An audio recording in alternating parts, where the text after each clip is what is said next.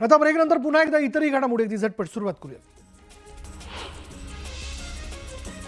कल्याणमध्ये शिवसेनेच्या पदाधिकाऱ्यांमध्ये पुन्हा राडा झाला. कोळसेवाडी पोलीस स्टेशनमध्ये प्रभागातील पाण्याच्या प्रश्नावरून कार्यकर्ते आपापसात भिडले.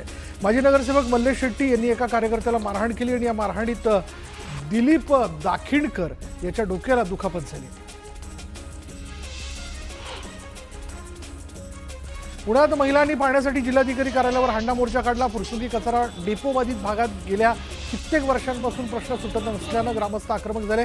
महिलांनी उपजिल्हाधिकाऱ्यांना निवेदन दिल्यानंतर त्यांनी तोडगा काढण्याचं आश्वासन दिलं.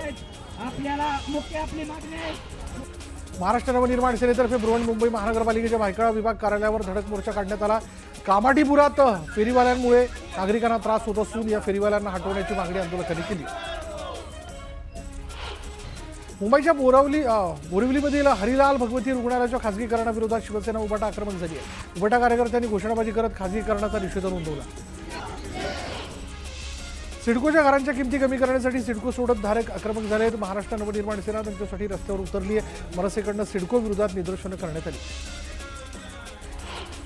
बदलापूर अंबरनाथ उल्हासनगर इथल्या घनकचरा बदलापुरात संयुक्त घनकचरा व्यवस्थापन प्रकल्पाचं काम सुरू आहे. तब्बल 24 एकर जागेवर या प्रकल्पाचं काम सुरू असून त्याचा त्रास रहिवाशांना होतोय. वारंवार तक्रार करूनही प्रशासन दुर्लक्ष करत असल्यानं नागरिकांनी संताप व्यक्त केला.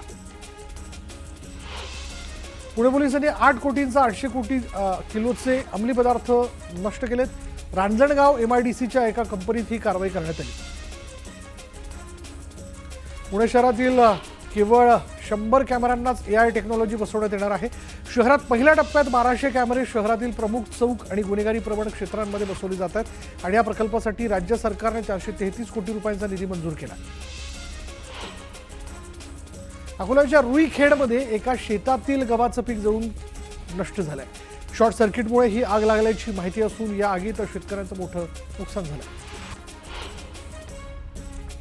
बुलढाण्याच्या जाफराबाद रोडवर भीषण अपघात झाला आणि दुचाकीवरील नियंत्रण सुटल्यानं ती जोरात झाडावर आदळली आणि अपघातात रोहित चाबुकस्वार, शुभम चाबुकस्वार आणि सोनू उसरे अशा 3 मित्रांचा दुर्दैवी मृत्यू झाला. वाशिमच्या किनखेड शिवारात असलेल्या गावठाण परिसरात आग लागली आणि यात जनावरांचे गोठे, चारा आणि शेणखत जळून खाक झाले. वाढतं तापमान आणि वाऱ्यामुळे आग इतरत्र पसरली.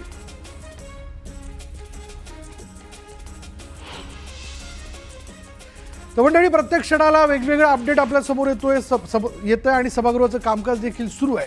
याबद्दलच्या देखील घडामोडी आपण पुढे जाणून घेणार आहोत. चला, याकरता माहिती जाणून घेण्याकरता आपण जाणार आहोत आमचे सहकारी अमित यांच्याकडे.